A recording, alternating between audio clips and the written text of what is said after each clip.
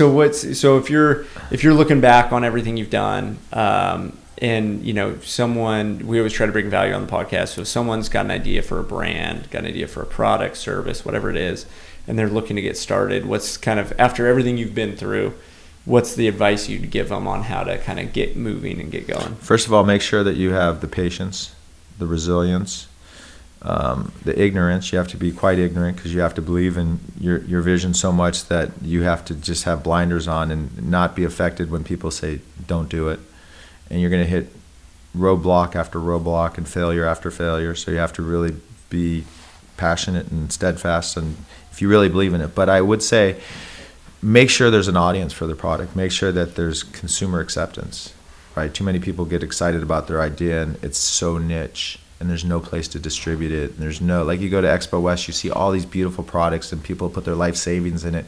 And it's a fantastic product, but they'll never be able to get it off the ground because it's just, it's such a small, unique audience or such a unique story that they don't have the resources to tell the story to get it out there. And the cost of doing business at retail is extraneous. So I would be very cautious if it's a food or beverage or whatever. Start in your local farmers market. Do not give up your day job. Do not give up your day job, and do not start mortgaging. Do not mortgage your house until you know you have a real business, right? And then you know that you're not going to have to give it up. Like, know that there's enough proof points. Like, I had to do I took line of credit and mortgaged my house and did all that shit too. I probably shouldn't have, to be honest with you. But I'm not saying I had enough proof points at that moment, but I had no choice. Yeah. The market crashed and you're like, I need money to pay for the product. If I don't have the product, I can't sell it. I mean, I knew that we had channels to go through. Same thing. Yeah. I started the brand with the credit card. Yeah. And I said, I've got 30 days to pay off at least half of what I've purchased. Exactly. Very similar stuff. Yeah. But make sure that those things are lining up, because that will give you the validation to say, all right, I can invest more time, more energy, more resources, and try and grow it. And I think the momentum too. And right? momentum, yeah. And then also don't get caught up. Everyone gets so caught up in like distribution, like, oh, I just got in a UNFI.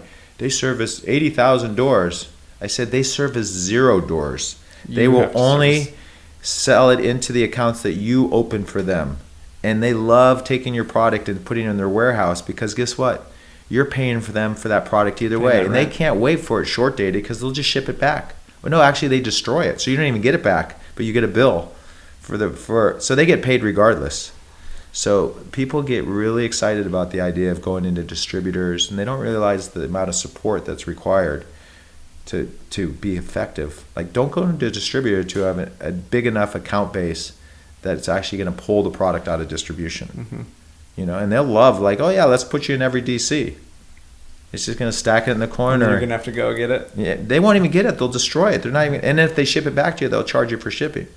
Then they want you to do all this like marketing in their catalogs and digital marketing, and they just suck every dollar out of you. So there's the inspiration you need to start.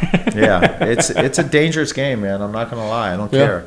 It is, and it's not for the lighthearted. If it was easy, everyone would be doing it. That's true, but it's also a massive market that's growing. Mm-hmm. Like, who would have thought cauliflower pizza would be a thing?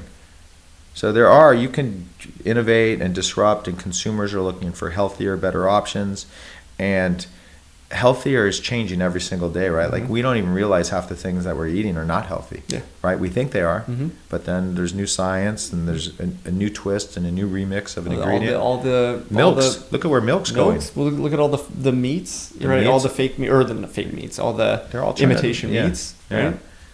Which doesn't mean they're healthier. Yeah. They're way better for the planet, but doesn't mean they're healthier. Better for you. Yeah. But it's definitely better than a McDonald's slime burger. That's for sure. So I think it's an exciting space too, and it's fun and it's sexy in the sense that you're like around all this great innovation and really smart, innovative, cool people. So there's no question opportunity, but it's not everyone's meant to be an entrepreneur. I think it'd be funny to put together. We talk about like Expo West and Natural Product Expo, and it'd be not funny, but it would be interesting to take a spreadsheet of every company that's there Yeah. And then the next year, how many of those companies are still in business? Yeah. Right. Because it's a lot of, I always talk about it, especially in the beverage space. It's a lot of the same guys wearing different polos every year. Right. Yeah. And yeah, it's tough. It's not. But now it's a cutoff vest. It's one of those vests because they're all ex-bankers. I hate those vests. I hate those vests too.